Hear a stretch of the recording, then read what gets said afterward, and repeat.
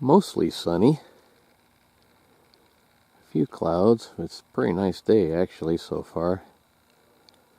26 degrees this morning. It's a little cool. But it ain't windy. Morning, folks. From the house, I looked out here and I thought, what are all those white things? I thought maybe they were mushrooms or something. Too cold for mushrooms at night. Those are turkey feathers. Lots of them.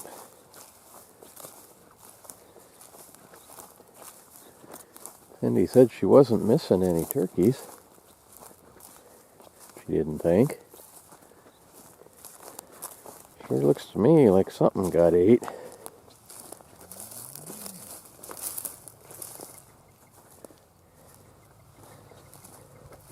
They're still fluffy, so it wasn't... Yeah, look at there. Something... Those are tail feathers. Looks to me like something got ate. There's some more over here. They're still fluffy, so they weren't under the snow and wintered over. I brushed this field too, so it should have been, if it was a, you know, from last year, I would have spread these feathers out more. But yeah, there's a lot of them.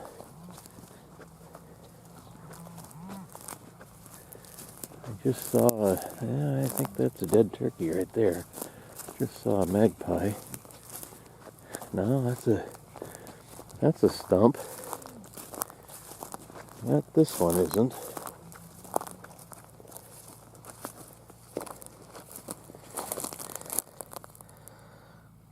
Yeah, that looks like one of her turkeys.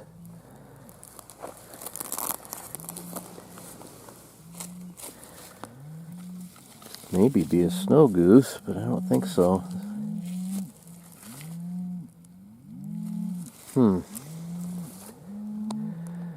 Well, that's not good. We got a raccoon, coyote, fox, something back it looks like. Hard to know what it could have been.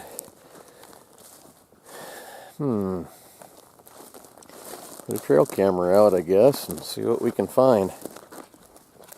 So Cedar, what did you do? I bought a pony. You bought a pony.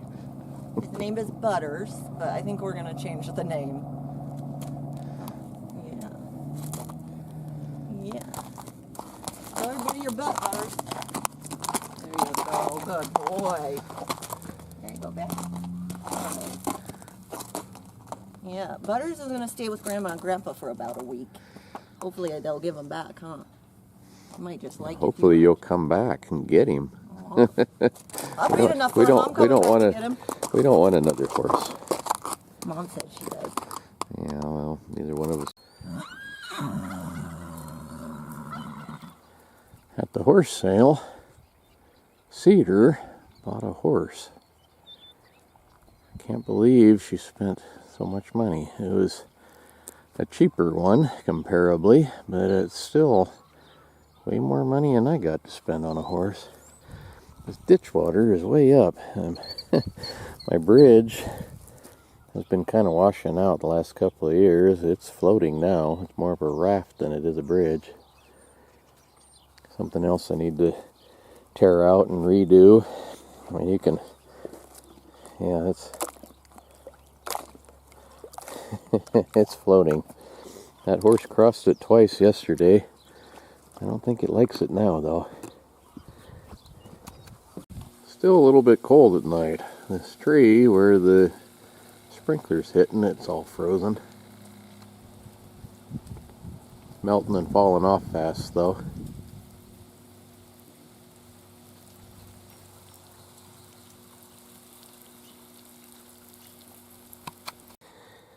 Time to get the irrigation pipes going. That's what they are, alright, is irrigation pipes.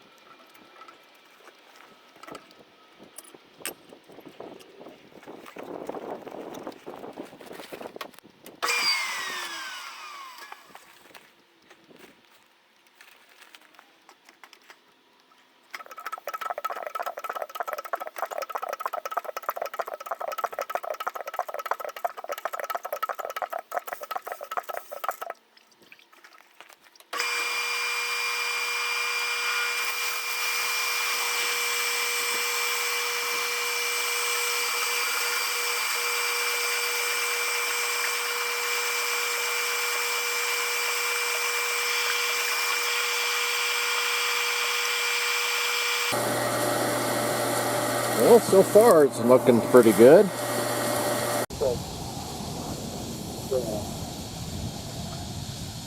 Any other kind of treatment?